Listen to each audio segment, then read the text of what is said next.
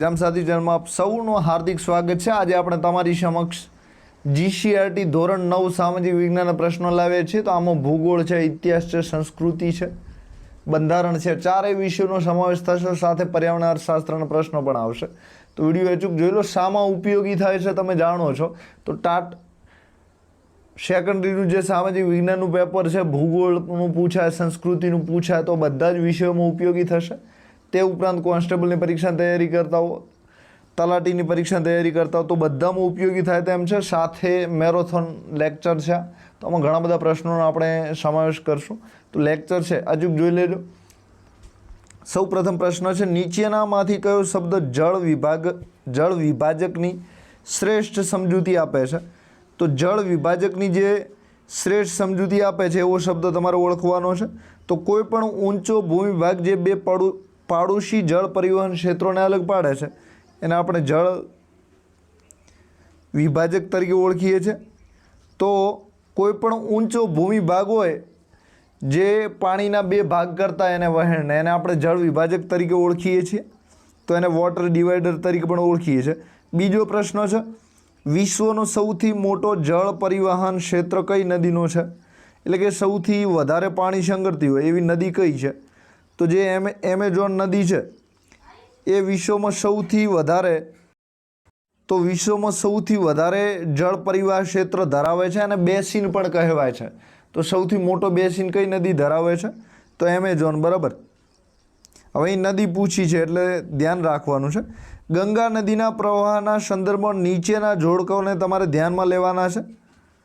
તો દેવપ્રયાગ છે, અલકનંદા અને મંદાકિનીનો જે સંગમ થાય છે ત્યાં દેવપ્રયાગ કહેવાય છે। ભાગીરથી ને અલકનંદાનો જે સંગમ થાય છે એને રુદ્રપ્રયાગ કહેવાય છે। તો બંને વિધાનમાંથી એક પણ સાચું નથી। તો બેમાંથી એક પણ સાચું નથી। કેમ સાચું નથી? તો અહીં જે દેવપ્રયાગ છે એ ભાગીરથી ને અલકનંદા વચ્ચે થાય છે, એટલે કે ભાગીરથી ને અલકનંદાનો જે સંગમ થાય છે એને આપણે દેવપ્રયાગ તરીકે ઓળખીએ છીએ। અને જે અલકનંદા અને મંદાકિની નદી જ્યાં મળે છે એને આપણે રુદ્રપ્રયાગ તરીકે ઓળખીએ છીએ। તો આ રીતે ડી એટલે કે બેમાંથી એક પણ સાચું નથી। હવે ચોથું છે, બ્રહ્મપુત્રા નદીને અરુણાચલ પ્રદેશમાં કયા નામે ઓળખવામાં આવે છે? તો જે બ્રહ્મપુત્રા નદી છે એને આપણે અરુણાચલ પ્રદેશમાં દિહાંગ તરીકે ઓળખીએ છીએ। કઈ નદીને? બ્રહ્મપુત્રાને। ક્યાં? અરુણાચલ પ્રદેશમાં। કઈ નદી તરીકે ઓળખીએ છીએ? તો દિહાંગ તરીકે। પાંચમો પ્રશ્ન છે, સિંધુ જળ કરાર 1960 મુજબ ભારત સિંધુ નદીના કુલ જળ જથ્થાના કેટલા ટકા ભાગનો ઉપયોગ કરી શકે છે? તો ભારત છે એ 20% જથ્થાનો ઉપયોગ કરી શકે છે। નીચેનામાંથી કઈ નદી અંતસ્થ નદી છે જે સમુદ્રને મળતી નથી? તો જે લુણી નદી છે એ અંતસ્થ નદી તરીકે ઓળખાય છે અને સમુદ્રને મળતી નથી, એટલે કે દરિયાને ન મળે એવી નદીની વાત છે, તો લુણી છે। 7 નંબરનો પ્રશ્ન છે, દ્વીપકલ્પીય ભારતની સૌથી લાંબી નદી કઈ છે જેને આપણે દક્ષિણની ગંગા તરીકે પણ ઓળખીએ છીએ? તો ગોદાવરી નદી છે જે દ્વીપકલ્પીય ભારતની સૌથી લાંબી નદી છે, દક્ષિણની ગંગા તરીકે પણ જાણીતી છે। 8 નંબરનો પ્રશ્ન છે, નીચેના સરોવરો અને તેના પ્રકારના જોડકા પૈકી કયું જોડકું ખોટું છે?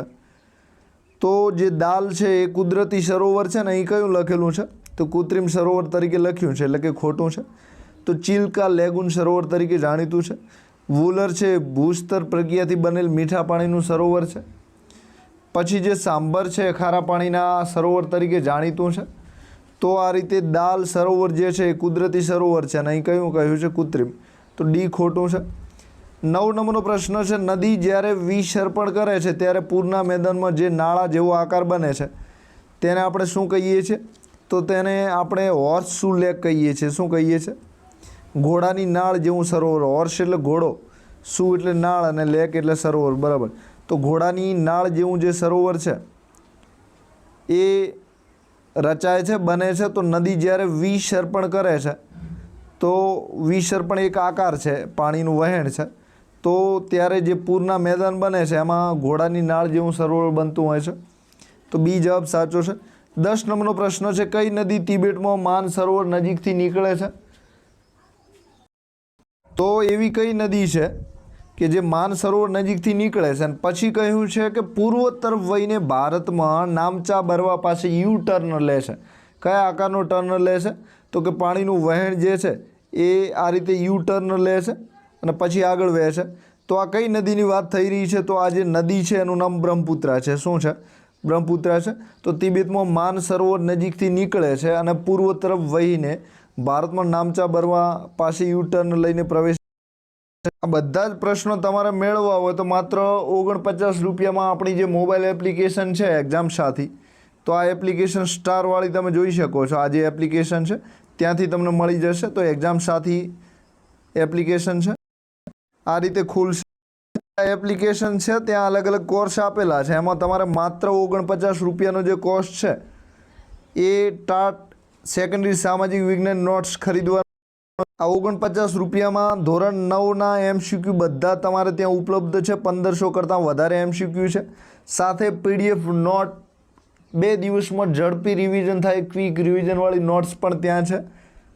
અને આ જે નોટ્સ છે બધી પરીક્ષામાં તમને ઉપયોગી થશે, એટલે તમારા માટે જરાય મોંઘી નથી.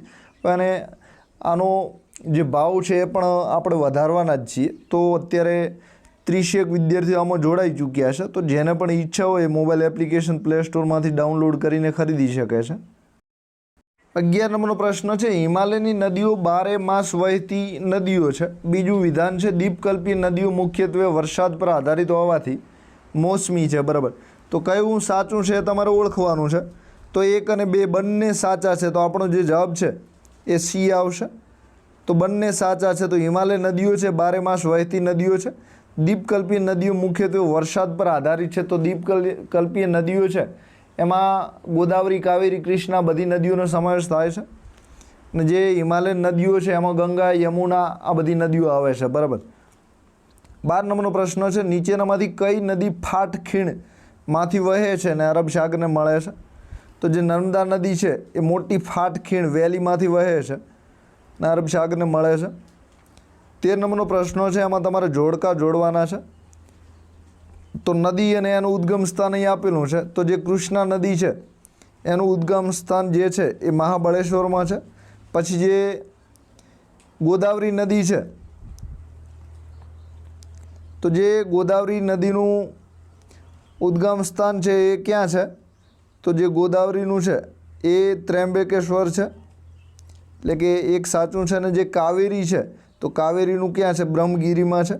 તો આ રીતે આપણો જે સાચો જવાબ છે એ B આવશે. કયો આવશે? B આવશે. તો જે કૃષ્ણા નદી છે મહાબળેશ્વરમાંથી વહે છે. પછી જે ગોદાવરી છે ત્ર્યંબકેશ્વરમાંથી વહે છે. અને જે કાવેરી છે એ બ્રહ્મગીરીમાંથી વહે છે. તો આ રીતે આપણો B જવાબ સાચો છે. 14 નંબરનો પ્રશ્ન છે, શિવ સમુદ્રમ જળ ધોધ કઈ નદી પર આવેલો છે? તો જે કાવેરી નદી છે ત્યાં શિવ સમુદ્રમ ધોધ આવેલો છે. તો કૃષ્ણ અને શિવ ભગવાન તમારે જોડે નથી કરવાના. તો શિવ સમુદ્રમ જળ ધોધ જે છે ત્યાં કાવેરી નદી પર આવેલો છે. તો શિવ સમુદ્રમ ધોધ જે છે કઈ નદી? કાવેરી. ગંગા નદીની કઈ સહાયક નદી દક્ષિણના ઉચ્ચ પ્રદેશમાંથી આવીને મળે છે? તો સોણ. ગંગા નદીની જે સહાયક નદી છે દક્ષિણના ઉચ્ચ પ્રદેશમાંથી આવીને મળે છે એ કઈ છે? તો એનું નામ સોણ છે. બરાબર. તો જે સોણ નદી છે એ દક્ષિણના ઉચ્ચ પ્રદેશમાંથી આવે છે અને ગંગાની સહાયક નદી તરીકે ઓળખાય છે. તો ગંગા નદીની સહાયક નદીઓ ઘણી બધી છે, રામગંગા, ઘાઘરા, ગંડક. હવે 16 નંબરનો પ્રશ્ન છે, બ્રહ્મપુત્રા નદી બાંગ્લાદેશમાં કયા નામે ઓળખાય છે? તો જે બ્રહ્મપુત્રા નદી છે એ બાંગ્લાદેશમાં જમુના નદી તરીકે ઓળખાય છે. તો બ્રહ્મપુત્રા નદી જે છે બાંગ્લાદેશમાં જમુના નામ તરીકે ઓળખાય છે. સાથે આપણે બ્રહ્મપુત્રા નદી અરુણાચલ પ્રદેશમાં કયા નામે ઓળખાય છે? તમને વાત કરી હતી. જવાબ યાદ હોય તો કોમેન્ટ કરી દેજો. 17 નંબરનો પ્રશ્ન છે, નીચેનામાંથી કયું સરોવર ઓડિશાના કિનારે આવેલું ખારા પાણીનું સૌથી મોટું લેગુન સરોવર છે? ચિલ્કા સરોવર. કયું? ચિલ્કા. હિમાલયની નદીઓના સંદર્ભમાં દાબ એટલે શું? તો દાબ જે છે એ 2 નદીઓ વચ્ચેનો ભૂમિભાગ તરીકે ઓળખાય છે. તો હિમાલયન નદીઓના સંદર્ભમાં જે દ્વાબ પ્રદેશ છે, દ્વા એટલે 2 અને આબ એટલે પાણી, તો 2 નદીઓ વચ્ચેનો જે ભૂમિભાગ છે એને આપણે દ્વાબ તરીકે ઓળખીએ છીએ. 19 નંબરનો પ્રશ્ન છે, કઈ નદી પ્રાણહિતા, મંજીરા અને વેનગંગા જેવી નદી શાખાઓ જેવી મુખ્ય શાખા નદીઓ ધરાવે છે? તો પ્રાણહિતા, મંજીરા અને વેનગંગા કઈ નદીની સહાયક નદીઓ છે? તો જે ગોદાવરી છે એમાં પ્રાણહિતા, મંજીરા અને વૈનગંગા, પ્રાણહિતા, મંજીરા અને વૈનગંગા જે છે એ ગોદાવરીની સહાયક નદીઓ છે. 20 નંબરનો પ્રશ્ન છે, ભારતની કઈ નદીને વિનાશક નદી એટલે કે સોર ઓફ બિહાર તરીકે પણ ઓળખવામાં આવે છે, જે દર વર્ષે પોતાનો માર્ગ બદલે છે? તો આ કઈ નદીની વાત ચાલી રહી છે? તો કોશી નદીની વાત ચાલી રહી છે. તો સી. તો જે બિહારના શોક તરીકે કોઈ નદી ઓળખાતી હોય વિનાશક નદી તરીકે, તો કોશી નદી છે. હવે આવા પ્રશ્નો તમારી સમક્ષ આપણે ઘણા બધા છે, આમાં સંપૂર્ણપણે 100 પ્રશ્નો છે, પણ એ આ મેગા લેક્ચરમાં આટલું બધું સમાવેશ કરવું શક્ય નથી. એટલે આપણે દરેક પ્રકારના 20 પ્રશ્નો જે છે એ સોલ્યુશન કરવાનો પ્રયત્ન કરીએ છીએ. સાથે આ કોર્સ તમારે ખરીદવું હોય તો માત્ર 49 રૂપિયા કિંમત છે. એક્ઝામ સાથી ચેનલની જે મોબાઈલ એપ છે, ગૂગલ પ્લે સ્ટોરમાં જઈને મોબાઈલ એપ્લિકેશનમાંથી 49 રૂપિયાનો જે સામાજિક વિજ્ઞાનની નોટ્સ કરીને કોર્સ છે એ ખરીદી શકો છો. તેમાં આ પ્રશ્નો તમને બધા PDF રૂપે મળી જશે. હવે 14મા પ્રકારના આપણે પ્રશ્નો ચર્ચા કરી રહ્યા છીએ. તો હિમાલય કયા પ્રકારના પર્વતો છે? તો જે હિમાલય છે ગેડ પર્વત તરીકે ઓળખાય છે. કયા પર્વત તરીકે હિમાલય ઓળખાય છે? ગેડ પર્વત તરીકે ઓળખાય છે. જે અરવલ્લીને બધા છે એ અવશિષ્ટ પર્વતો તરીકે ઓળખાય છે. હવે બીજો પ્રશ્ન છે, ભારતની મુખ્ય ભૂમિનો દક્ષિણતમ છેડો કયો છે? તો ભારતની જે જમીન સીમા છે એમાં દક્ષિણતમ છેડો કયો છે? એટલે કે દક્ષિણ દિશામાં આવેલો સૌથી છેલ્લામાં છેલ્લો છેડો કયો છે? તો દક્ષિણતમ જે છેડો છે એ કયો છે? કન્યાકુમારી. બરાબર. ઇન્દિરા પોઈન્ટ પણ આવેલો છે, પણ એ હવે ત્રીજા નંબરનો પ્રશ્ન છે, માઉન્ટ ગોડવિન ઓસ્ટિન K2 કઈ પર્વત શ્રેણીમાં આવેલું છે? તો જે માઉન્ટ ગોડવિન ઓસ્ટિન છે એ ભારતનું સૌથી ઊંચું કોઈ પર્વતમાળા હોય, ઊંચું કોઈ પર્વત હોય તો માઉન્ટ ગોડવિન ઓસ્ટિન K2 છે. તો એ કઈ પર્વતમાળામાં આવેલું છે? કઈ પર્વત શ્રેણીમાં આવેલું છે? તો કારાકોરમ. કઈ પર્વત શ્રેણીમાં છે? કારાકોરમ. શું નામ છે? K2. બરાબર. Mount ગોડવિન Austen. હવે ચોથો પ્રશ્ન છે, ભારતનો કયો પ્રાકૃતિક વિભાગ સૌથી પ્રાચીન છે? તો જે દ્વીપકલ્પીય ઉચ્ચ પ્રદેશો છે ભારતના સૌથી જૂનામાં જૂના ભાગ તરીકે ઓળખાય છે. તો દ્વીપકલ્પીય ઉચ્ચ પ્રદેશો. જે હિમાલય છે એ નવીન પર્વત તરીકે ઓળખાય છે, નવીન ગેડ પર્વતો તરીકે. હિમાલયની કઈ શ્રેણીને હિમાદ્રી તરીકે પણ આપણે ઓળખીએ છીએ? તો જે હિમાલયની બૃહદ હિમાલય છે, તો હિમાલયના પણ 3 ભાગ છે. તો એમાંથી જે હિમાલયની કઈ શ્રેણીને હિમાદ્રી તરીકે ઓળખીએ છીએ? તો જે બૃહદ હિમાલય છે, બૃહદ અને હિમાદ્રી, તો તમને યાદ રહેશે. બરાબર. તો બૃહદ હિમાલયને હિમાદ્રી તરીકે ઓળખીએ છીએ. છઠ્ઠો પ્રશ્ન છે, પતકોઈની ટેકરીઓ ભારતના કયા રાજ્યમાં આવેલી છે? તો જે પતકોઈની ટેકરીઓ છે ભારતના અરુણાચલ પ્રદેશમાં આવેલી છે. એટલે કે બી જવાબ સાચો છે. 7 નંબરનો પ્રશ્ન છે, ગંગા અને બ્રહ્મપુત્રા નદીઓનો મુખ ત્રિકોણ પ્રદેશ કયા નામે ઓળખાય છે? તો સુંદરવન તરીકે ઓળખાય છે. તો ગંગા અને બ્રહ્મપુત્રા નદીઓનું પાણી જ્યાં મળે છે ત્યાં સુંદરવનમાં સરસ મજાના મેંગ્રુવ જંગલો આવેલા છે. 8 નંબરનો પ્રશ્ન છે, દિલ્હી પાસે આવેલી ટેકરીઓ કઈ પર્વતમાળાનો ભાગ છે? તો દિલ્હી પાસે જે પણ ટેકરીઓ આવેલી છે અરવલ્લી પર્વતમાળાનો ભાગ છે. આપણે ગુજરાતમાં ડાંગની આજુબાજુ વિંધ્યાચલ છે, સહ્યાદ્રી પર્વતમાળાઓ, એની ઉપર અરવલ્લી છે રાજસ્થાનથી આગળ. તો દિલ્હી પાસે આવેલી ટેકરીઓ અરવલ્લીનો ભાગ છે. 9 નંબરનો પ્રશ્ન છે, શિવાલિક અને લઘુ હિમાલય વચ્ચે આવેલી ખીણોને આપણે કયા નામે ઓળખીએ છીએ? તો દૂન તરીકે ઓળખાય છે. કયા નામે ઓળખાય છે? દૂન. તો શિવાલિક અને લઘુ હિમાલય વચ્ચે આવેલી જે ખીણો છે એ દૂન તરીકે ઓળખાય છે. એટલે કે બી જવાબ સાચો છે. હવે 10 નંબરનો પ્રશ્ન છે, સૌરાષ્ટ્રના કિનારે આવેલા ટાપુનું નામ શું છે? તો જે સૌરાષ્ટ્રના કિનારે આવેલો છે એ ટાપુનું નામ જે છે એ શું નામ છે? તો સૌરાષ્ટ્રના કિનારે આવેલા જે પણ ટાપુઓ છે એનું નામ પિરોટન, દીવ, બેટ દ્વારકા છે. તો આપેલ તમામ સાચું છે. તો સૌરાષ્ટ્રના કિનારે જે પિરોટન છે રાષ્ટ્રીય જળ ઉદ્યાન તરીકે ઓળખાય છે. બરાબર. પિરોટન ટાપુઓ છે નેશનલ પાર્ક તરીકે ઓળખાય છે અને ઘણી વખત આના પ્રશ્નો પણ પૂછાતા હોય છે. પછી દીવ અને બેટ દ્વારકા છે, આ સૌરાષ્ટ્રના કિનારે આવેલા ટાપુઓ છે બધા. તો આપેલ તમામ સાચું છે. ડી જવાબ. 11મો પ્રશ્ન છે, દક્ષિણ ભારતના ઉચ્ચ પ્રદેશોનો ઢાળ કઈ દિશામાં છે? તો દક્ષિણ ભારતના જે ઉચ્ચ પ્રદેશો છે એનો ઢાળ પશ્ચિમથી પૂર્વ દિશા તરફ છે. તો ગુજરાતથી લઈને તમારે આંધ્રપ્રદેશ તરફ યાદ રાખવાનો છે. આમ તમને પશ્ચિમથી પૂર્વ યાદ ના રહે, પણ ગુજરાત તરફથી આંધ્રપ્રદેશ તરફ છે તો ગુજરાત પશ્ચિમમાં છે અને આંધ્રપ્રદેશ પૂર્વમાં છે. તો આ રીતે તમને યાદ રહેશે. તો દક્ષિણ ભારતના જે પ્રદેશોનો ઢાળ છે એ પશ્ચિમથી પૂર્વ છે. એક બીજી રીત એ પણ છે કે જે નદીઓ છે એ પૂર્વ તરફ જઈને બંગાળની ખાડીમાં બધાને મળે છે, તો ઢાળ હોય તો જ નદીઓ વહેતી હોય. એ રીતે પણ તમે મગજથી વિચારીને પ્રશ્નો જે છે એ સોલ્વ કરી શકો છો. કયા ઘાટ દ્વારા મુંબઈ અને પુણે જોડાયેલા છે? તો જે બોર ઘાટ છે એના દ્વારા મુંબઈ અને પુણે બંને જોડાયેલા છે. કયો ઘાટ છે? બોર ઘાટ. તો બી જવાબ સાચો છે. મુંબઈ અને પુણે બોર ઘાટ દ્વારા જોડાયેલા છે. હવે પાલ ઘાટ, શેન ઘાટ, થાળ ઘાટ, આ બધા ઘાટ પૂછાય છે, જોઈ લેજો. 13 નંબરનો પ્રશ્ન છે, વિશ્વનું સૌથી ઊંચું શિખર માઉન્ટ એવરેસ્ટ કયા દેશમાં છે? તો માઉન્ટ એવરેસ્ટ નેપાળમાં છે અને સાગરમાથા તરીકે ઓળખાય છે. કયા દેશમાં છે? નેપાળમાં છે. ભૂલતા નહીં, ભારત કરીને ના આવતા. ભારતનું માઉન્ટ ગોડવિન ઓસ્ટિન છે. K2 કારાકોરમ શ્રેણીમાં આવેલું સૌથી ઊંચું શિખર ભારતનું છે 8611, જ્યારે માઉન્ટ એવરેસ્ટ છે 8648. તો વિશ્વનું સૌથી મોટું માઉન્ટ એવરેસ્ટ છે, નેપાળમાં છે. 14 નંબરનો પ્રશ્ન છે, નર્મદા નદી કઈ પર્વતમાળાઓની વચ્ચેથી વહે છે? તો નર્મદા નદી જે છે વિંધ્ય અને સાતપુડા પર્વતમાળાઓની વચ્ચે વહે છે. હવે આવા પ્રશ્નો ઘણા બધા હશે કે તમને નહીં આવડતા હોય, તો તમને એ ખબર છે કે નર્મદા નદી ક્યાં છે? ગુજરાતમાં છે.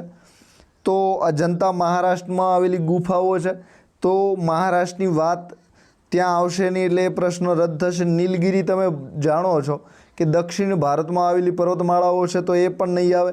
તો ઘણા બધા પ્રશ્નો એવા હશે કે તમે એનો જવાબ નહીં જાણતા હો, પણ તમને ટ્રીક મળી જશે કે તમે એનું સોલ્યુશન કરી શકો. તો ઘણી વખત એવા પ્રશ્નોનું સોલ્યુશન તમારે કરવાનું થશે કે એનો જવાબ ના જાણતા હો, પણ તમને એ ખબર હોય કે કયો જવાબ નહીં આવે. તો આ જે પ્રશ્નો છે એનો તમે સોલ્યુશન કયો જવાબ ના આવે એના આધારે પણ કરી શકો છો. તો જ્યારે પણ MCQના જવાબ તમે લખવા બેસો છો ત્યારે બધી દિશામાંથી વિચારવાનું છે, સંકુચિત નથી વિચારવાનું, બરાબર. તો 15 નંબરનો પ્રશ્ન છે, ગંગાના મેદાનમાં નદીએ જૂના કાંપથી બનાવેલી ઉચ્ચ ભૂમિને આપણે કયા નામે ઓળખીએ છીએ? તો ગંગાના મેદાનમાં જે નદીઓ જૂના કાંપથી બનાવે છે એને આપણે બાંગર તરીકે ઓળખીએ છીએ. કયા નામે ઓળખીએ છીએ? તો નવો કાંપ ખાદર અને જૂનો કાંપ છે બાંગર તરીકે ઓળખીએ છીએ. 16 નંબરનો પ્રશ્ન છે, કાર્ડોમમ ઇલાયચીની જે ટેકરીઓ છે કયા રાજ્યમાં આવેલી છે? તો કાર્ડોમમ ઇલાયચીની જે ટેકરીઓ છે કેરળ રાજ્યમાં આવેલી છે. તો કાર્ડોમમ ઇલાયચીની ટેકરીઓ તરીકે એટલા માટે ઓળખાય છે કે જે મરી મસાલા છે, મરી છે, ઇલાયચી છે, તો આ બધા આ કાર્ડોમમની ટેકરીઓમાં અઢળક પાકે છે. તો કાર્ડોમમની જે ટેકરીઓ છે કયા રાજ્યમાં છે? તો કેરળમાં છે. 17 નંબરનો પ્રશ્ન છે, હિમાલયમાં આવેલું બદ્રીનાથ કઈ શ્રેણીમાં સ્થિત છે? તો હિમાલયમાં જે બદ્રીનાથ આવ્યું છે એ કુમાઉમાં છે. કુમાઉ હિમાલયની જે અલગ અલગ હિમાલયના ભાગ પડે છે, તો હિમાલયમાં આવેલું જે બદ્રીનાથ છે કુમાઉ હિમાલયમાં આવેલું છે. 18 નંબરનો પ્રશ્ન છે, ભારતનો એકમાત્ર સક્રિય જ્વાળામુખી કયો છે? વારંવાર આ પ્રશ્ન પૂછાયો છે. તો જે બેરન દ્વીપ છે ભારતનો એકમાત્ર સક્રિય જ્વાળામુખી તરીકે પણ ઓળખાય છે. તો કયો? બેરન, બરાબર. 19 નંબરનો પ્રશ્ન છે, બ્રહ્મપુત્રા નદીને તિબેટમાં કયા નામે ઓળખવામાં આવે છે? તો જે બ્રહ્મપુત્રા નદી છે એને તિબેટમાં આપણે શાંગપો તરીકે ઓળખીએ છીએ. તો બ્રહ્મપુત્રા નદીને તિબેટમાં શાંગપો તરીકે દિહાંગ અરુણાચલ પ્રદેશમાં ઓળખીએ છીએ. દિહાંગ નામે ક્યાં? અરુણાચલ પ્રદેશમાં. પછી જે જમુના છે બાંગ્લાદેશમાં, ગંગાને આપણે જમુના તરીકે ઓળખીએ છીએ. હવે 20 નંબરનો પ્રશ્ન છે, અરવલ્લી પર્વતમાળાનું સૌથી ઊંચું શિખર કયું છે? તો અરવલ્લી જે પર્વતમાળા છે એનું સૌથી ઊંચું શિખર ગુરુ શિખર છે. કયું છે? ગુરુ શિખર છે. દક્ષિણ ભારતની વાત આવે તો ત્યાં ડોડા બેટા આવશે. શું આવશે? ડોડા બેટા આવશે. દક્ષિણ ભારતમાં હવે અરવલ્લી પર્વતમાળાનું સૌથી ઊંચું શિખર કયું છે? તો ગુરુ શિખર છે, બરાબર. દક્ષિણ ભારતમાં અનાઈમુડી, ડોડા બેટા બધા શિખર જે છે ખૂબ હાઈટ ધરાવે છે. તો હવે અહીં પ્રશ્નો તો ઘણા બધા છે, પણ આપણે વિડીયોમાં આટલા બધા સમાવવા આપણા માટે શક્ય નથી. તો આની PDF તમારે ખરીદવી હોય તો આપણું જે પ્લે સ્ટોર છે ત્યાં જઈને એક્ઝામ સાથી ચેનલ ડાઉનલોડ કરી લેજો, અને એમાં જે કોર્સ ખરીદવાના આવે છે એમાંથી 49 રૂપિયાનો જે કોર્સ છે સામાજિક વિજ્ઞાન નોટ્સ ત્યાંથી મળી જશે. હવે એના સિવાય આપણે જે પ્રકરણ છે એ આ પ્રકરણ આમ પર્યાવરણમાં આવે છે ને આમ ભૂગોળમાં છે, તો બંને વિષય સમાવી લે છે. તો 31 નંબરનો પ્રશ્ન છે, સિલ્વર ફર ક્યાં જોવા મળે છે? તો જે સિલ્વર ફરના વૃક્ષો છે એ પર્વતીય જંગલોમાં જોવા મળે છે. બીજો પ્રશ્ન છે, સ્પ્રુસ કયા વિસ્તારમાં જોવા મળે છે? તો જે સ્પ્રુસના જંગલો છે એ હિમાલયમાં જોવા મળે છે. ભરતીના જંગલોને બીજા કયા નામે ઓળખવામાં આવે છે? તો જે ભરતીના જંગલો છે મેંગ્રોવ જંગલો તરીકે ઓળખાય છે. તો સુંદરવન છે મેંગ્રોવ જંગલ તરીકે જાણીતું છે. આપણું જે કચ્છ છે ત્યાં પણ દરિયા કિનારે આવા જંગલો આવેલા છે. તો સૌથી વધારે મેંગ્રોવ જંગલોની જે ગીચતા છે એ પશ્ચિમ બંગાળમાં છે. છૂટાછવાયા સૌથી વધારે હોય તો આપણું ગુજરાત આમાં બીજા નંબરે છે. તો આવો પ્રશ્ન પૂછાય છે. ભરતીના જંગલોને બીજા કયા નામે ઓળખાય છે? તો મેંગ્રોવ જંગલો તરીકે પણ ઓળખાય છે. એમાં સફેદ લાલ એવા અલગ અલગ પ્રકારના મેંગ્રોવ જંગલો આવેલા હોય છે. 34 નંબરનો પ્રશ્ન છે, સુંદરવન કઈ નદીઓના મુખ ત્રિકોણ પ્રદેશમાં આવે છે? તો આપણે અગાઉ ચર્ચા કરી, જવાબ જાણતા હોય તો કોમેન્ટ કરી દેજો. તો સુંદરવન જે મુખ ત્રિકોણ બનાવે છે એ ગંગાને, સુંદરવનમાં જે મુખ ત્રિકોણ પ્રદેશ બને છે ગંગા અને બ્રહ્મપુત્ર નદીઓના કાંપના લીધે બને છે. 35 નંબરનું, સુંદરીના લાકડામાંથી શું બનાવવામાં આવે છે? તો સુંદરીનું જે લાકડું છે એમાંથી હોડી બને છે. શું બને છે? હોડી. તો ચીડમાંથી ટર્પેન્ટાઇન બને છે. બીડી ટીમરીમાંથી બને છે. 36 નંબરનો પ્રશ્ન છે, ગુજરાતના દરિયા કિનારે ભરતીના જંગલોમાં કયા વૃક્ષો છે? તો ગુજરાતના જે દરિયા કિનારો છે ભરતીના જંગલોમાં ચેર વૃક્ષો છે. કયા છે? ચેર. બરાબર. ગુજરાતના દરિયા કિનારે ભરતીના જંગલો છે ત્યાં ચેર એટલે ખુરશી, ખુરશી ઉપર બેસી જવાનું. બરાબર. ગુજરાતના દરિયા કિનારે ભરતીના જંગલોમાં ફરવા જાઓ છો તો. 37 નંબરનો પ્રશ્ન છે, કાથો કયા વૃક્ષોના લાકડામાંથી મળે છે? તો જે કાથો છે એ ખેરમાંથી મળે. શેનામાંથી મળે છે? તો કાથો જે છે ખેરમાંથી મળે છે. 38 નંબરનો પ્રશ્ન છે, ટર્પેન્ટાઇન શેમાંથી બનાવવામાં આવે છે? તો જે ટર્પેન્ટાઇન છે એ ચીડના રસમાંથી બને છે. તો ચીડનું જે ઝાડ આવે છે એના રસમાંથી બને છે. તો ટર્પેન્ટાઇન ચીડમાંથી. કાથો જે છે ખેરમાંથી બનાવવામાં આવે છે. 39 નંબરનો પ્રશ્ન છે, બીડી બનાવવા માટે કયા પાન વપરાય છે? તો જે બીડી છે એના માટે ટીમરૂના પાન વપરાય છે. કયા પાન વપરાય છે? ટીમરૂ. 40 નંબરનો પ્રશ્ન છે, કયા વૃક્ષના લાકડામાંથી રેલવેના સ્લીપર અને પેકિંગની પેટીઓ પણ બને છે?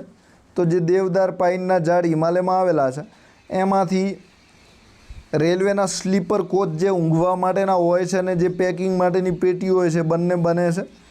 તો બીડી માટે તમારે ટીમરૂ યાદ રાખવાનું છે. બીડી, તમાકુ, ટીમરૂ. બરાબર. ટર્પેન્ટાઇન માટે ચીડ યાદ રાખવાનું છે. બરાબર.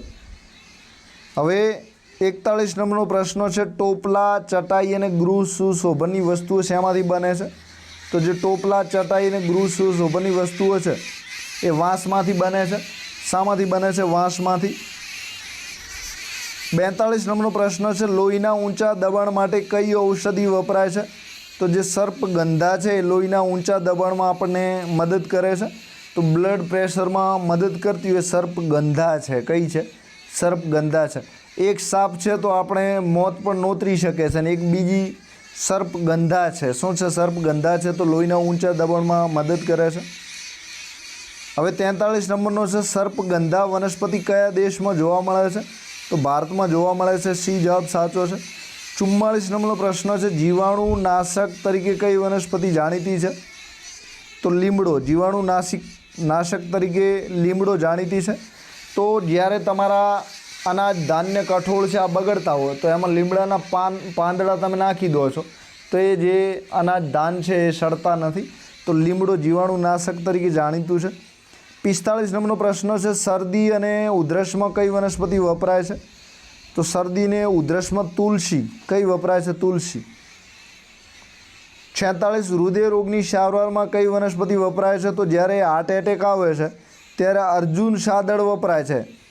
તો અર્જુન સાદળે એકલા હાથે યુદ્ધ જીત્યું હતું એમ જે આપણે હાર્ટ એટેક આવે છે ત્યારે એમાં અર્જુન સાદળ જે છે એ આપણને સારવાર કરવામાં મદદરૂપ થાય છે. 47 નંબરનો પ્રશ્ન છે, ડાયાબિટીસ અને તાવમાં કઈ વનસ્પતિ વપરાય છે? તો ડાયાબિટીસ અને તાવમાં જે છે ગળો શું કામ લાગે છે? તો ડાયાબિટીસમાં ને મધુપ્રમેહ કહેવાય છે. તો મીઠી મીઠી વસ્તુઓ ખાવાથી આપણને શુગરનું પ્રમાણ વધવાથી ડાયાબિટીસ થાય છે. તો ગળો ગોળ તમે યાદ રાખશો તો તમને ડાયાબિટીસ અને તાવમાં છે ગળો યાદ રહેશે. 48 નંબરનો પ્રશ્ન છે, કફ અને પાચન સંબંધી રોગોમાં કઈ વનસ્પતિ વપરાય છે? તો કફ અને પાચન સંબંધી જે રોગ છે એમાં બેહડા વપરાય છે. શું વપરાય છે? બેહડા. તો 48માં બી સાચું છે. 49 નંબરનો પ્રશ્ન છે, વિટામિન સીનો ઉત્તમ સ્ત્રોત કઈ વનસ્પતિ છે? તો વિટામિન સી આપણને તુલસીની પણ આમળામાંથી મળે છે. શામાંથી મળે છે? તો ખાટા ખાટા આમળા તમે ખાઓ છો તો વિટામિન સી તમને મળે છે. શું મળે છે? બીજું તમને આમળા બીજા યાદ ના હોય તો ખાટા ફળ યાદ કરવાના કે ખાટા ફળમાંથી વિટામિન સી મળે છે. તો હવે આમાંથી ખાટું ફળ કયું છે? તો કે આંબળું. તો કે આમળામાંથી વિટામિન સી મળે છે. 50 નંબરનો પ્રશ્ન છે, ચામડીના રોગોમાં કઈ વનસ્પતિ ઉપયોગી થાય છે? તો જે ચામડીના રોગો જ્યારે થાય છે તે કુંવારપાઠું ઉપયોગી થાય છે. તો ઉત્તર ગુજરાતમાં ચાઠું શબ્દ વપરાય છે કે જ્યાં ક્યાં તમને ગુમડું બીજું કાંઈ થાય તો ચાઠું પાઠું કુંવારપાઠું વપરાય છે.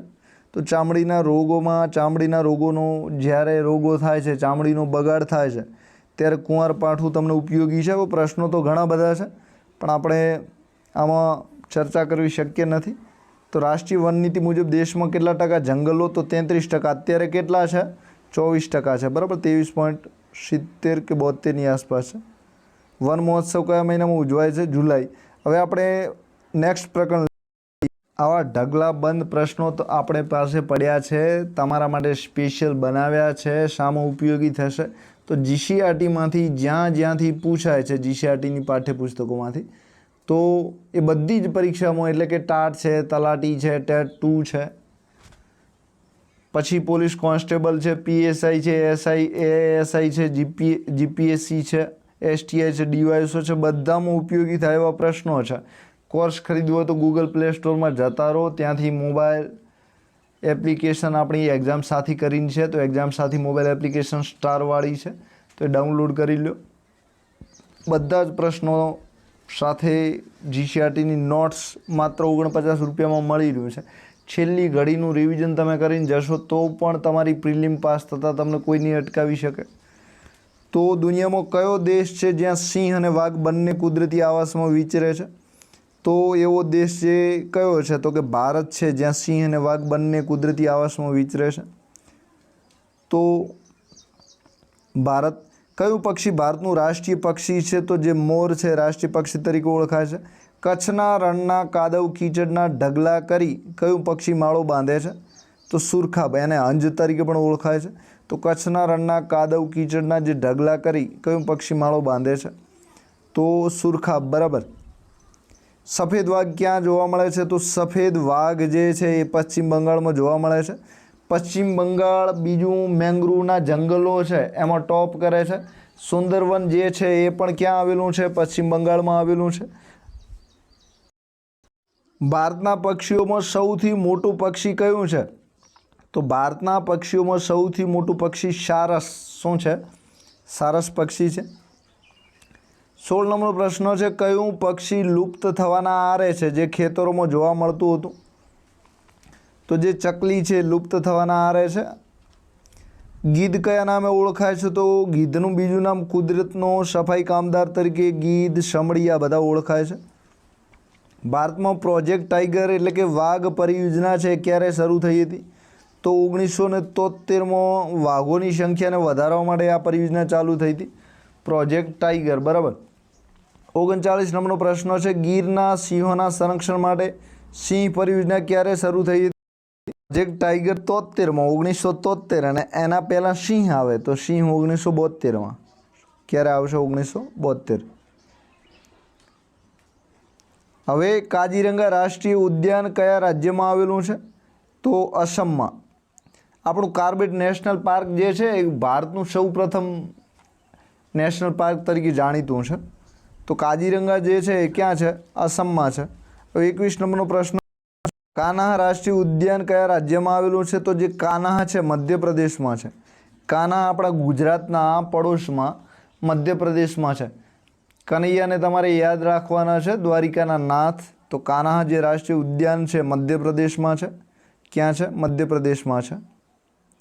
ગીર રાષ્ટ્રીય ઉદ્યાન કયા જિલ્લામાં આવેલું છે? તો ગીર સોમનાથ જિલ્લામાં છે. ક્યાં છે? ગીર સોમનાથમાં. સી જવાબ સાચો છે. વેળાવદર રાષ્ટ્રીય ઉદ્યાન કયા પ્રાણી માટે જાણીતું છે? તો ગુજરાતના જે 4 નેશનલ પાર્ક છે એમાં આ વેળાવદર પણ એક છે.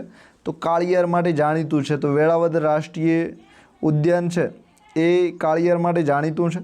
દચીગામ રાષ્ટ્રીય ઉદ્યાન ક્યાં આવેલું છે? તો જે દચીગામ રાષ્ટ્રીય ઉદ્યાન છે જમ્મુ કાશ્મીરમાં આવેલું છે. ક્યાં છે? જમ્મુ કાશ્મીરમાં. બી જવાબ સાચો છે. 25 નંબરનો પ્રશ્ન છે, રણથંભોર રાષ્ટ્રીય ઉદ્યાન કયા રાજ્યમાં છે? તો રણથંભોર રાષ્ટ્રીય ઉદ્યાન રાજસ્થાનમાં છે. દચીગામ ક્યાં છે? જમ્મુ કાશ્મીરમાં છે. ગુજરાતમાં કયું છે? તો કાળિયાર પ્રાણી માટે જાણીતું જે વેળાવદર છે એ ગુજરાતમાં છે. હવે 26 નંબરનો પ્રશ્ન છે, કેવલાદેવ રાષ્ટ્રીય ઉદ્યાન કોના માટે જાણીતું છે? તો કેવલાદેવ રાષ્ટ્રીય ઉદ્યાન રાજસ્થાનમાં આવેલું છે અને પક્ષીઓ માટે જાણીતું છે. કોના માટે છે? પક્ષીઓ માટે. ભારતમાં કુલ કેટલા અભયારણ્યો છે? તો આની સંખ્યા છે ગૂગલ પરથી લેટેસ્ટ કરી લેજો. જીસીઆરટીમાં ઘણી વખત આંકડા જે છે એ જૂના હોય છે. તો 531. તો ભારતમાં કુલ કેટલા અભયારણ્યો છે? 531 પાઠ્યપુસ્તક મુજબ અત્યારે વધારે છે. અત્યારે લેટેસ્ટ જે એના પાછળ બન્યા પાઠ્યપુસ્તક જે છપાયું ત્યારની અહીં આપેલું હોય છે. તો અત્યારે 542ની આસપાસ છે. 28 નંબરનો પ્રશ્ન છે, ભારતમાં કુલ કેટલા રાષ્ટ્રીય ઉદ્યાનો છે? તો 103 પાઠ્યપુસ્તક મુજબ છે. અત્યારે આ સંખ્યા છે 103ની ઉપર છે, વધારે છે. બરાબર. ભારતમાં કેટલા જૈવ આરક્ષિત ક્ષેત્રો છે? તો ભારતમાં 18 જૈવ આરક્ષિત ક્ષેત્રો છે અને બાયોસ્ફિયર રિઝર્વ તરીકે ઓળખાય છે. તો બાયોસ્ફિયર રિઝર્વ જે ક્ષેત્રો જૈવ આરક્ષિત ક્ષેત્રો છે 18 છે. 30 નંબરનો પ્રશ્ન છે, કચ્છના રણના જૈવ આરક્ષિત ક્ષેત્રની જાહેરાત ક્યારે થઈ હતી? તો કચ્છના રણને 2008માં જૈવ આરક્ષિત ક્ષેત્ર તરીકે જાહેર કરવામાં આવ્યું હતું. તો હવે આવા પ્રશ્નો તો આપણી પાસે ઘણા બધા છે. આ બધાની ચર્ચા કરવી આપણા માટે શક્ય નથી. કસ્તુરી મૃગ ક્યાં છે? જમ્મુ કાશ્મીર. ગંગે ડોલ્ફિન કઈ નદીમાં જોવા મળે છે? ગંગા બ્રહ્મપુત્ર. રણનું વાહન કોને કહેવાય છે? ઊંટને કહેવાય છે. ભારતમાં સૌથી વધારે વાઘ ક્યાં છે? મધ્યપ્રદેશમાં છે. હાથી ક્યાં છે? હાથીની કોમેન્ટ કરી દેજો કે કર્ણાટક છે, કેરળમાં છે. 42માં કયું પક્ષી પોતાની ગરદન 360 ડિગ્રી ફેરવી શકે છે? ઘુવડ. કયું આવશે? ઘુવડ. વાંસદા રાષ્ટ્રીય ઉદ્યાન કયા જિલ્લામાં છે? નવસારીમાં છે. જામનગર પાસે કયો મરીન નેશનલ પાર્ક છે? પિરોટન ટાપુ. કયો છે? પિરોટન ટાપુ. બરાબર. જો ખરાઉ જંગલોનો આભૂષણ કયું પ્રાણી છે? ખરાઉ એટલે ખરતા જંગલો.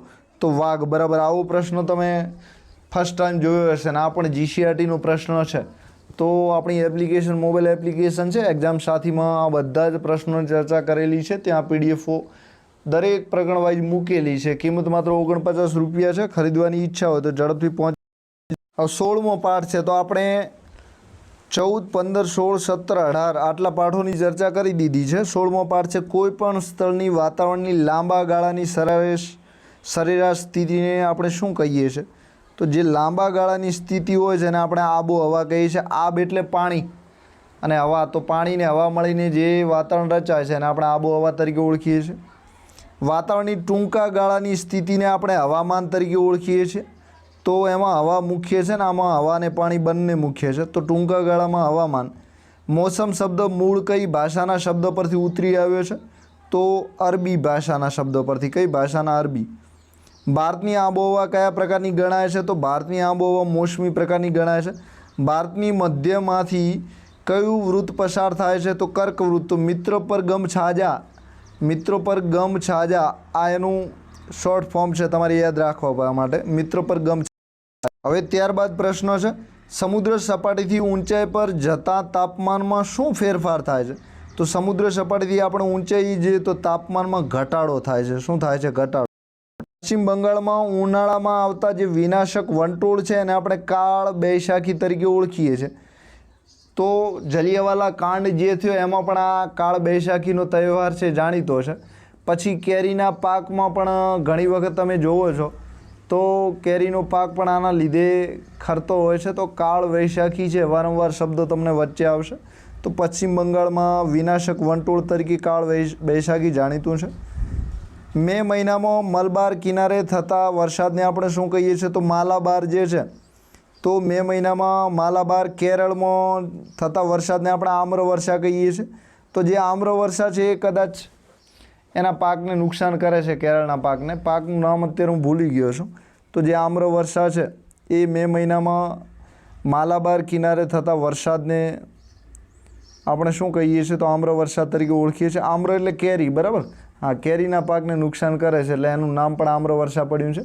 તો જે કાળ બૈશાખીમાં મેં કેરીની તમને વાત કરી છે, એમાં કેરી નથી આવતી પણ બીજું કંઈક આવે છે, અત્યારે ભૂલાઈ ગયું છે. કોઈને જવાબ યાદ આવે તો કોમેન્ટ કરી લેજો. ભારતમાં ઓક્ટોબર હીટને ગુજરાતમાં કયા નામે ઓળખવામાં આવે છે? તો ઓક્ટોબર હીટ છે ભાદરવી તાપ તરીકે ઓળખાય છે. હવે આમાં ઉનાળુ, વૈશાખી ને માઘી તાપ તમને ઓક્ટોબર હીટ તમને કંઈ ખબર ના હોય તો એટલું તો તમે સાંભળ્યું કે ભાદરવાની ગરમી બહુ ગજબની હોય, બરાબર? વરસાદ ગયા પછી જે ભાદરવાની ગરમી હોય છે બહુ આપણને પીડા આપતી હોય છે, તો અસહ્ય ગરમી હોય છે, તો એ ભાદરવી તાપ તરીકે ઓળખાય છે. વિશ્વમાં સૌથી વધુ વાર્ષિક વરસાદ કયા સ્થળે પડે છે? તો મોસીનરમ. ક્યાં પડે છે? મોસીનરમ. બી જવાબ સાચો છે. પૃથ્વીના ધરી ભ્રમણને કારણે પવનો પોતાની દિશા બદલે તેને આપણે કયા બળ તરીકે ઓળખીએ છીએ? તો પવન જે દિશા બદલે છે એને આપણે કોરિયોલિસ બળ તરીકે ઓળખીએ છીએ. કયા નામે ઓળખીએ છીએ? જે સ્પેનિશ શબ્દોનો અર્થ બાળક ઈસુ થાય છે તે કયો છે? તો જે અલનીનો છે. કયો છે? અલનીનો. એલ નહીં પણ અલનીનો જે છે એ બાળક ઈસુ એનું ગુજરાતી થાય છે. તો સ્પેનિશ શબ્દોનો અર્થ જે છે અલનીનોનો બાળક ઈસુ થાય છે. તો આવા ઘણા બધા પ્રશ્નો છે. ભારતની શિયાળાની ઋતુનો સમયગાળો ડિસેમ્બરથી ફેબ્રુઆરી કયો છે? ડિસેમ્બરથી ફેબ્રુઆરીનો છે. કર્કવૃતની દક્ષિણે આવેલો ભારતનો ભાગ કયા કટિબંધમાં છે? તો ઉષ્ણ કટિબંધમાં છે. કર્કવૃતની દક્ષિણે જે ભાગ છે એ ઉષ્ણ કટિબંધ તરીકે ઓળખાય છે. જેટ સ્ટ્રીમ પવનો વાતાવરણના કયા સ્તરમાં જોવા મળે છે? તો શોભ આવરણોમાં. તો પૂર્વ જેટ સ્ટ્રીમ અને પશ્ચિમમાં બંને દિશામાંથી જે જેટ સ્ટ્રીમ પવનો આવે છે એ શોભ આવરણમાં જોવા મળે છે. ભારતમાં ચોમાસાની શરૂઆત કયા રાજ્યથી થાય છે? તો કેરળ. 1 જૂન. ચોમાસાની શરૂઆત કેરળથી થાય છે. પશ્ચિમી વિક્ષોભ કયા સમુદ્રમાં ઉદ્ભવે છે? તો જે પશ્ચિમી વિક્ષોભ છે વેસ્ટર્ન ડિસ્ટર્બન્સ તરીકે ઓળખાય છે. ભૂમધ્ય સમુદ્રમાં પશ્ચિમી વિક્ષોભ જે છે એ ભૂમધ્ય સમુદ્ર બ્રિટન જોડેથી આ નીકળતા હોય છે. ઉનાળામાં ઉત્તર ભારતમાં વાતા અતિ ગરમ અને સૂકા પવનોને આપણે શું કહીએ છીએ? તો લૂ તરીકે ઓળખીએ છીએ. ઉનાળામાં જે વાય છે લૂ તરીકે. અરબ સાગર પરથી આવતા મોસમી પવનો ભારતની કઈ પર્વતમાળાને લીધે વધુ વરસાદ આપે છે? તો પશ્ચિમ ઘાટના લીધે વધુ વરસાદ આપે છે. પાછા ફરતા પશ્ચિમ ઘાટમાં એ પવનો રોકાઈ જાય છે અને એના લીધે ત્યાં વરસાદ નજીકમાં વધુ પડે છે. પાછા ફરતા મોસમી પવનોની ઋતુ કયા રાજ્યમાં વધુ વરસાદ પડે છે? તો તમિલનાડુમાં વરસાદની મોસમ જ્યારે પૂરી થાય છે ઓક્ટોબર, ત્યારે નવેમ્બરમાં તમિલનાડુમાં સૌથી વધારે વરસાદ પડે છે. તો પાછા ફરતા મોસમી પવનોની ઋતુ તરીકે પણ ઓળખાય છે. તો આવા પ્રશ્નો તો આપણી પાસે ઘણા બધા છે. નૈઋત્યના મોસમી પવનોથી મળે છે. તો ભારતમાં આશરે કેટલા ટકા વરસાદ નૈઋત્યના મોસમી પવનોથી મળે છે? 80%. પ્રશ્નો ઘણા બધા છે.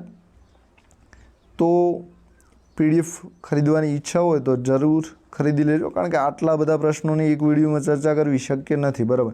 ટાઈમ ઓછો છે. હવે તમે રાત્રે બેસીને 4-5 કલાકનું રીડિંગ કરો તો પ્રશ્નનું રીડિંગ તમે કરી શકો છો, બરાબર? વિશ્વમાં સૌથી વધુ મતદારો ધરાવતો લોકશાહી દેશ કયો છે? તો ભારત સૌથી વધારે મતદારો ધરાવે છે. સોલાર યોજનાનો પ્રશ્ન પૂછ્યો તો 2 વખત, બરાબર? તો એમાં સૌથી વધારે સોલારનું ઉત્પાદન જે છે એ અમેરિકા અને ચીન આવે છે. કોણ આવે છે? અમેરિકા અને ચીન ટોપ કરે છે. ભારત 5મા નંબરે છે. ભારતીય બંધારણમાં મતાધિકાર માટે લઘુત્તમ વય મર્યાદા કેટલી નક્કી કરવામાં આવે છે? તો 18 વર્ષ. કેટલી? હવે આપણે ઇતિહાસ વિશેનું પેપર સોલ્યુશન જે ટાટ હાયર સેકન્ડરીનું હતું, ટાટ 2નું હતું, એ મૂક્યું છે. તો એક વખત આપણું જે પ્લેલિસ્ટ છે ત્યાં જોઈ લેજો. સાથે આ પ્રશ્નો છે એવા ધોરણ 10ના તમામ પ્રશ્નો તમારે વિડીયો જોઈતા હોય તો પ્લેલિસ્ટમાં આપણે ત્યાં પણ 22 વિડીયો એના બનાવ્યા છે અને દરેકમાં 50 પ્રશ્નોની ચર્ચા કરી છે. તો 1000 ઉપરના MCQ ત્યાં પણ તમને જોવા મળી જશે. તો આપણી યુટ્યુબ ચેનલ એક્ઝામ સાથી છે, એમાં ટાટ સેકન્ડરીનું જે પ્લેલિસ્ટ છે ત્યાં તમને MCQ મળી જશે. તો અત્યારે જોવા માંગતા હો તો જરૂર જોઈ લેજો. લોકશાહીના પાયાના એકમ તરીકે આપણે કોને ઓળખીએ છીએ? તો ગ્રામ પંચાયતને ઓળખીએ છીએ. લોકશાહીમાં મતદારનો મત એ શું છે? તો સરકાર બદલવાની શક્તિ રાખે છે. ચૂંટણી પ્રક્રિયાનું સંચાલન નિયંત્રણ કોણ કરે છે? તો ચૂંટણી પંચ કરે છે. કોણ કરે છે? ચૂંટણી પંચ. ભારતમાં કયા પ્રકારની શાસન વ્યવસ્થા છે? તો ભારતમાં સંસદીય લોકશાહી છે. શું છે? સામ્યવાદી જે છે એ ચીનમાં છે. ક્યાં છે? ચીનમાં છે. પ્રમુખશાહી અમેરિકામાં ચાલે છે. તાનાશાહી ક્યાં ચાલે છે? તાનાશાહી હવે એક વખત હતો પણ બીજા વિશ્વયુદ્ધ પછી તાનાશાહી ખતમ થઈ ગઈ છે. લોકશાહીમાં પ્રતિનિધિ એટલે શું? તો લોકો દ્વારા જે ચૂંટાયેલ સેવક છે એને આપણે પ્રતિનિધિ કહીએ છીએ. મતદાર યાદીમાં નામ નોંધાવવી નાગરિકની કેવી ફરજ છે? તો નૈતિક અને બંધારણીય ફરજ છે. કેવી? નૈતિક અને બંધારણીય. ચૂંટણીમાં ઊભા રહેવા માટે લઘુત્તમ વયમર્યાદા લોકસભા માટે કેટલી નક્કી કરાઈ છે? 25 વર્ષ. રાજ્યસભા માટે કેટલી છે? 30 વર્ષ. ઉપરાષ્ટ્રપતિ બનવું હોય, રાષ્ટ્રપતિના બધું બનવું હોય તો 35 વર્ષ. કેટલી? પંચાયતમાં ચૂંટણીઓ ક્યાં લડવી હોય તો કેટલી છે? 21 વર્ષ. લોકશાહીમાં ચૂંટણીઓ શા માટે જરૂરી છે? તો લોકશાહીની જીવંતતા ટકાવવા માટે. શું છે? ભારતમાં કયા પ્રકારની ચૂંટણી પદ્ધતિ અમલમાં છે? તો પ્રત્યક્ષ અને પરોક્ષ. તો ઉપરાષ્ટ્રપતિની પરોક્ષ થાય છે. પછી જે આપણા ધારાસભ્યો છે આ બધા પ્રત્યક્ષ રીતે ચૂંટાય છે. લોકશાહીમાં મતાધિકારનો ઉપયોગ કયા હેતુથી કરવો જોઈએ? તો લાયક અને નિષ્ઠાવાન નેતા પસંદ કરવા માટે. ચૂંટણી પંચ એ કેવી સંસ્થા છે? તો ચૂંટણી પંચ જે છે એ સ્વતંત્ર અને સ્વાયત્ત સંસ્થા છે. બીજું એ અર્ધન્યાયિક સંસ્થા તરીકે પણ ઓળખાય છે. બંધારણીય સંસ્થા તરીકે પણ જાણીતી છે. તો ચૂંટણી પંચ છે સ્વાયત્ત અને સ્વતંત્ર અને સ્વાયત્ત સંસ્થા છે. ભારતમાં સ્ત્રીને પુરુષને સમાન મતાધિકાર આપવો એ એક શું દર્શાવે છે? તો એ રાજકીય સમાનતા દર્શાવે છે. કઈ સમાનતા? રાજકીય સમાનતા દર્શાવે છે. ઈવીએમનું પૂરું નામ શું છે? તો ઈવીએમનું પૂરું નામ જે છે ઇલેક્ટ્રોનિક વોટિંગ મશીન છે. શું છે? ઇલેક્ટ્રોનિક વોટિંગ મશીન છે. બી સાચો છે. લોકશાહીમાં વિરોધ પક્ષની મજબૂતી શા માટે જરૂરી છે? તો શાસક પક્ષ પર અંકુશ રાખવા માટે. મતદાર જો કોઈ પણ ઉમેદવારને મત આપવા ન ઈચ્છે તો એના માટે કયું બટન છે? તો નોટા છે. None of the above. None of the above. બરાબર, એટલે કે ઉપરમાંથી એક પણ નહીં. નોટા છે. સંસદીય લોકશાહીમાં કારોબારી કોને જવાબદાર હોય છે? તો ધારાસભા સંસદને. લોકશાહીની સફળતાનો માપદંડ કયો છે? તો લોકોની સુખાકારીને સંતોષ. ચૂંટણી લડત દરમિયાન કયા પક્ષ દ્વારા ફોર્મ ભર્યું હોય તે અપક્ષ કહેવાય છે? તો કોઈ પણ રાજકીય પક્ષ વગરનું હોય, દાખલા તરીકે ભાજપ કોંગ્રેસ વગરનું હોય અને કોઈ ફોર્મ ભરે, કોઈ પાર્ટી નામ ચિહ્ન ના હોય તો એ અપક્ષ તરીકે ઓળખાય છે. ભારતમાં મતાધિકાર મેળવવા માટે કઈ લાયકાત જરૂરી છે? તો ભારતનો નાગરિક હોવો જોઈએ, 18 વર્ષની ઉંમર હોવી જોઈએ, મતદાર યાદીમાં નામ હોવું જોઈએ. આટલી લાયકાત જરૂરી છે. કંઈ નથી. તો ઉચ્ચ શિક્ષણની પદવી છે એને વોટિંગને કાંઈ લેવા દેવા નથી. ટેલિગ્રામમાં એક્ઝામ સાથી ચેનલ પણ ચાલે છે, તો ત્યાં પણ ઘણા બધા પ્રશ્નો તમારા માટે મૂક્યા છે.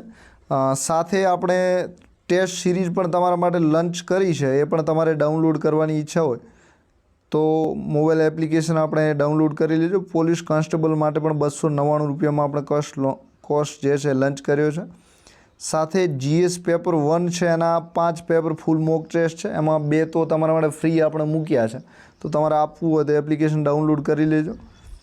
સાથે સામાજિક વિજ્ઞાન માટે પણ આપણે 3 જે પેપર છે એ મૂક્યા છે. ઓનલાઈન મોક ટેસ્ટ આપણી એપ્લિકેશન પર અવેલેબલ છે, તો એ પણ તમે ખરીદવા માંગતા હો તો માત્ર 21 રૂપિયાની કિંમત છે. પછી જીસીઆરટીના પ્રશ્નો તમારે વધારે જોઈતા હોય તો આ જે પ્લેલિસ્ટ તમને દેખાય છે તો આપણે યુટ્યુબ ચેનલમાં તમને બધું મળી જશે. તો આવું ઘણું બધું તમારા માટે આપણે મૂક્યું છે, તો ત્યાંથી મેળવી લેજો. સાથે આ 3 મોક ટેસ્ટ ફ્રી મૂક્યા છે. એ પણ જીએસ પેપર 1ના ટાટનું જે પેપર 1 આવે છે, ટાટ સેકન્ડરીનું, તો 3 ઓનલાઈન મોક ટેસ્ટ છે, તો એ પણ તમે ફ્રી આપવા માંગતા હો તો આપી શકો છો. સાથે બીજું પણ ઘણું બધું તમારા માટે કોર્સ ઉપલબ્ધ છે. તો એક વખત જે આપણી મોબાઈલ એપ્લિકેશન છે એક્ઝામ સાથી, તો એની મુલાકાત લઈ લેજો. સાથે આવી પીડીએફઓ પણ તમારા માટે ઘણી બધી છે, બરાબર, તો આવી પીડીએફઓ પણ મૂકેલી જ છે, તો એની પણ મુલાકાત લઈ લેજો. તો પીડીએફઓ આ રીતે તમારું શોર્ટ રિવિઝન એટલું ઝડપથી થશે જેટલું તમે વિચાર્યું પણ ના હોય. તો આ રીતે